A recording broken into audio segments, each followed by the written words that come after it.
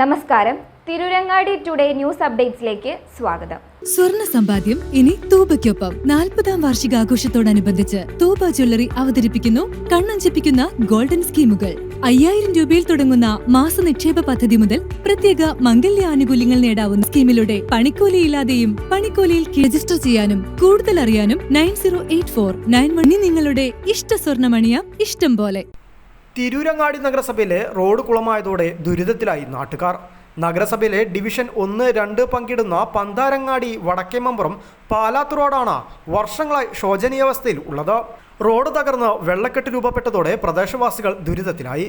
School കുട്ടികളും മദ്രസ വിദ്യാർത്ഥികളും മറ്റു കാൽനട യാത്രക്കാരും നിത്യേന ഉപയോഗിക്കുന്ന ഈ റോഡിലൂടെയുള്ള യാത്ര ഏറെ പ്രയാസകരമാണ്. 100ഓളം വീട്ടുകാരുടെ ഏക ആശ്രയമായ റോഡിൻ്റെ ശോചനീയാവസ്ഥയിൽ പ്രദേശവാസികൾ ഏറെ അമർഷത്തിലാണ്.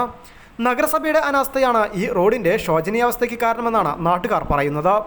മഴക്കാലമായതോടെ റോഡിലൂടെയുള്ള കാൽനടയാത്രയും ദുസ്സഹമായിരിക്കുകയാണ്. കാൽനടയാത്രക്കാരും സ്കൂൾ കുട്ടികൾ മദ്രസ വിദ്യാർത്ഥികളും റോഡിൻ്റെ ശോചനീയാവസ്ഥയിൽ ഏറെ ദുരിതം നേരിടുകയാണ്. മാത്രവുമല്ല, ഇരുചക്ര വാഹനയാത്രക്കാർക്കും ഇവിടെ ദുരിതം തന്നെ. എത്രയും വേഗം ഇതിന് ശാശ്വത പരിഹാരം കാണണമെന്നാണ് നാട്ടുകാരുടെ ആവശ്യം. അല്ലാത്തപക്ഷം പ്രക്ഷോഭങ്ങളുമായി മുന്നിട്ടിറങ്ങുമെന്ന് നാട്ടുകാർ നഗരസഭയ്ക്ക് മുന്നറിയിപ്പ് നൽകുന്നു. ഡ്രൈനേജ് ഉണ്ടാക്കി റോഡ് ടാർ ചെയ്യണമെന്നാണ് നാട്ടുകാരുടെ ആവശ്യം. ചെറിയ കുട്ടികളടക്കം വയോവൃദ്ധർ വരെ ദിനേന ഉപയോഗിക്കുന്ന റോഡ് കൂടിയാണ് വടക്കേമമ്പുറം പാലാത്ത് റോഡ്.